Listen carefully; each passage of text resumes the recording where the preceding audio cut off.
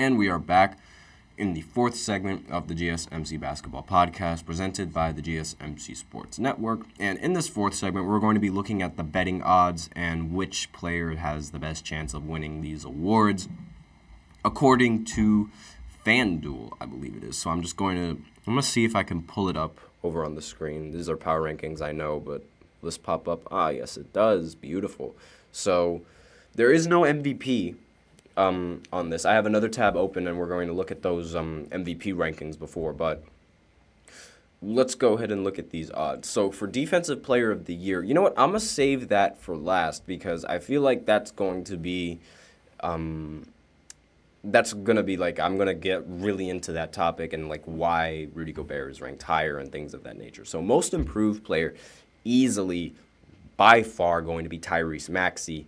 And it's like there's really no contest, really, because Tyrese Maxey, he hasn't been winning games without Joel Embiid, and he really hasn't shown that he can win games without Joel Embiid, but he's never shown this type of offensive scoring and this type of production, and he wasn't like this last year at all. So with that in mind, like, he was a great option, but he wasn't like this good of an option. So it's between him and Kobe White, but I think Maxey is going to get as you could see by the odds, he's a huge favorite to winning this award. So wouldn't be surprised if Maxey ends up winning it. Clutch Player of the Year is going to be between Steph Curry and DeMar DeRozan, even though I don't entirely agree with this whatsoever, because I don't see Curry as that clutch player. I just don't. And I know a lot of people are probably going to get really upset at me saying that, but he is not, he's been more clutch this year than any other year previously that I've seen, but I just don't see him as that clutch player. I'm honestly very surprised that Shai Gilgeous-Alexander's odds are so low when we're looking at clutch player, because it seems like every single time his team needs a bucket, he always gets him that bucket. And same thing applies with DeMar DeRozan. I've seen several instances where he's just willed the team back from deficits that you wouldn't even think of, and it was literally just him. Even granted, Steph Curry, he's done that as well, and he's hit very clutch shots this year, but I don't see him winning that award. But regardless, if he wins it, he seems to be the favorite in winning it, but I would pick DeMar over Steph. That is just me.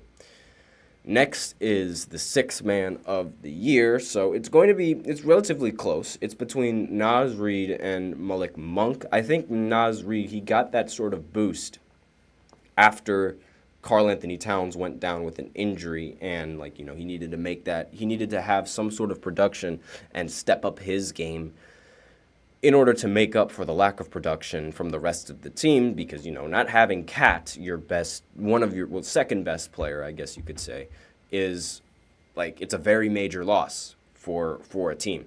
But I do think Malik Monk is going to be the Sixth Man of the Year because of, again, like I said before, the Kings, they have a lot of snubs this year. So I feel like they need at least one player to win, to have some sort of award, because they don't have any all-star players, even though I feel like they definitely should. They don't have any MVP candidate. They do have an MVP candidate, actually, but he's most likely not going to win. And it's the Kings, they need something. They definitely need something. And Bobby Portis having plus 10,000 odds is honestly a little ridiculous to me. But, given how it's almost clear-cut that it's going to be Malik or Naz, I guess it makes sense. Next is Coach of the Year. So we have Mark I can't pronounce that last name. Newt, excuse me, Jesus Christ. Good Lord, I cannot pronounce the OKC's coach whatsoever. But he's obviously he's in the front runner, and then right below him is the Timberwolves, I believe, and then right below him is the Orlando Magic. So I feel like it's going to be a very close voting between all of these teams, because if we're going to be real, no one expected OKC to be as good as they are this year. No one expected the Timberwolves to be as good as they are this year, especially leading the franchise to the first one seed in franchise history and their best record in franchise history, their best opening start in franchise history. I feel like the Timberwolves coach should probably be ranked higher than the OKC's head coach. And the Orlando Magic should probably be second behind OKC, simply because OKC is more so like on the drafting as opposed to like the coaching. And I feel like it was their drafting that propelled them into being this good, as opposed to like, the coaching that ended up making him this good.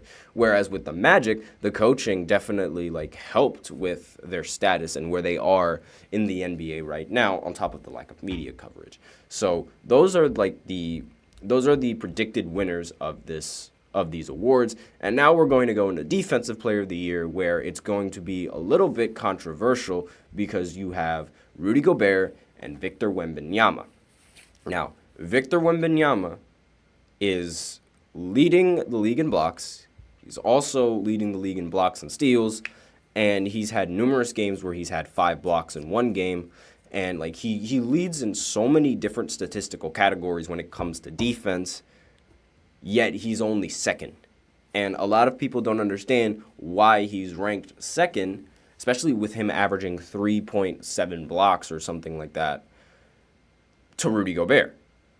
Now, the reason why is because Defensive Player of the Year, it's similar to, like, I wouldn't say it's really that similar to the MVP, because it's like, in a sense, it sort of is, because Defensive Player of the Year takes into account how good your team is defensively as well.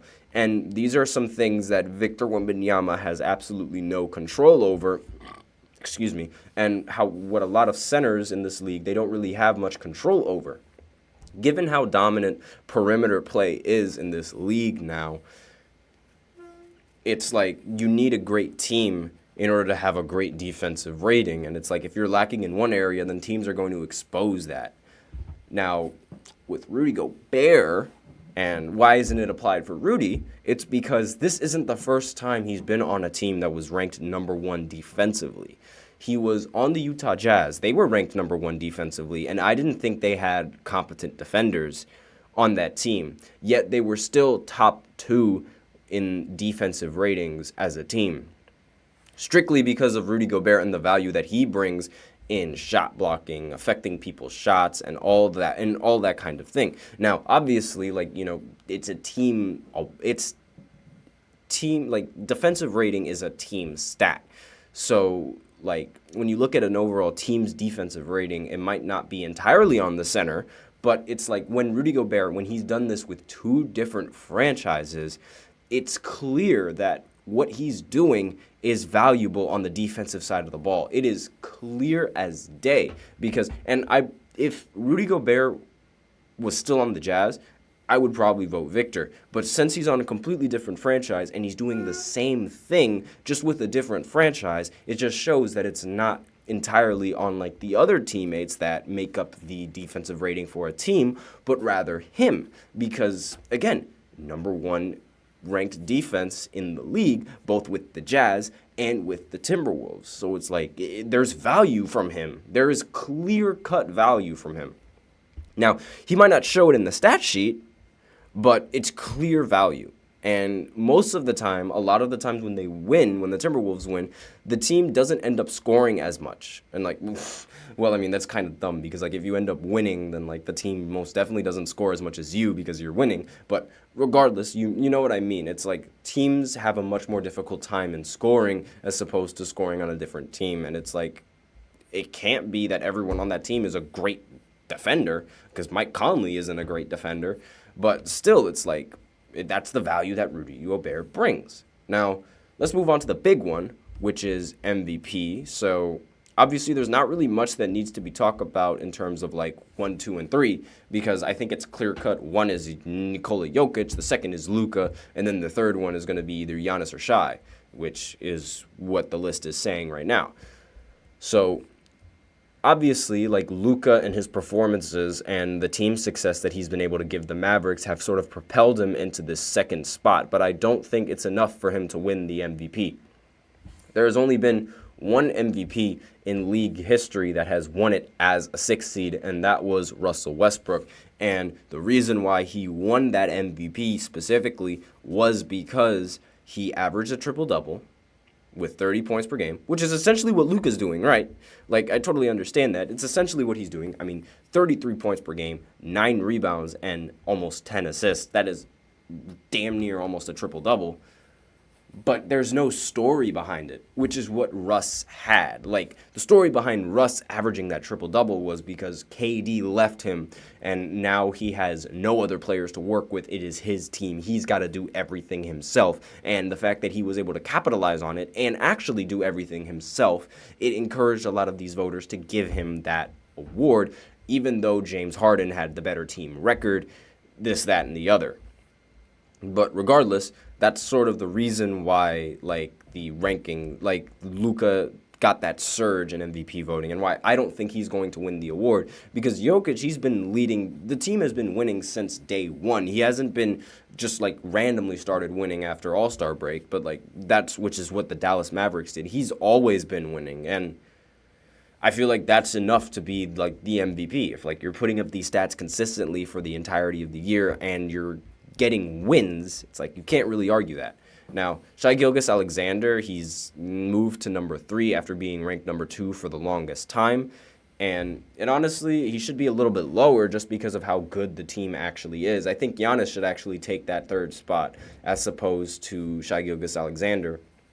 Even though, at least to the Bucks, it seems that Dame is more valuable to them winning than having Giannis. But that's a completely different topic. Now, Jason Tatum is the only one on this list that is here by default. Literally the only one on this list who is here by default because he is the best player on the best team. So naturally, he's going to be in the top 5. And I don't really get that. I don't really like that whatsoever because he's not the only scorer for that team. That team is practically a super team. Like Drew Holiday, Jaylen Brown, Derek White, Jason Tatum. Derek White's averaging 22, by the way, and Kristaps Porzingis. It's like, it's a really dominant team. It's like the Golden State Warriors, if anything, where it's like they could sit out 2 players, but you still have 3 other players that are good. And then if you sit out those 3 other players, they have 2 other players that are really good. And it's just a nightmare for teams to guard. And it's part of the reason why it's like propelled, like, the MVP, it goes to the best player on the best team. And that's really, like, it's unfair for a lot of these players who are actually good and don't get, like look, for example, Sabonis, he's really, really good. I actually think he's a little bit better than some of these. Actually, no, I scratch that. He's not better than some of these players that are above him. But he's still very, very good. But since his team isn't ranked like that, isn't that high in the seedings, he's not going to get that much recognition as he's only 6. Devin Booker being 7th is honestly very surprising because I don't even think Devin Booker is the best player for the Suns, but I digress. AD, again, not the best player for the Lakers, but regardless, it's probably because he met the game eligibility requirement to win the award. Very surprised that LeBron isn't on this list either. And Anthony Edwards makes sense how he's 9th, and Kawhi Leonard doesn't make sense because he hasn't been playing recently. So I don't understand why the rankings are like that. But it really only matters like the top 3 spots. So it's a race between Luka and Jokic. And who do I think would win? It's going to be Jokic. But let me know what you guys think in the comments and who do you think deserves to win the MVP. But with that, we are out of time for this 4th segment, and that is the end of the podcast. So thank you so much for tuning into the GSMC Basketball Podcast presented by the GSMC Sports Network.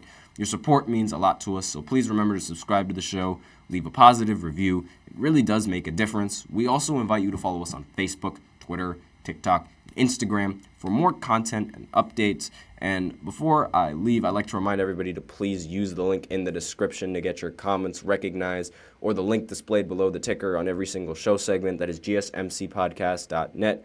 Really helps the show, makes the show much more interactive between myself and you guys. Once again, the link is gsmcpodcast.net. And that is basically the end of the show. Thank you all once again for tuning in. I am your host, Nelson, and as always, take care. Let's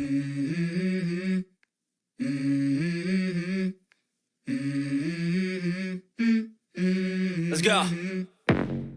I wake up to a little bit of drool on my pillow, feel like it's gonna be a bad day. Yeah, I'm tired of shit, and the coffee ain't hit yet. Damn, ain't that great. I don't wanna go.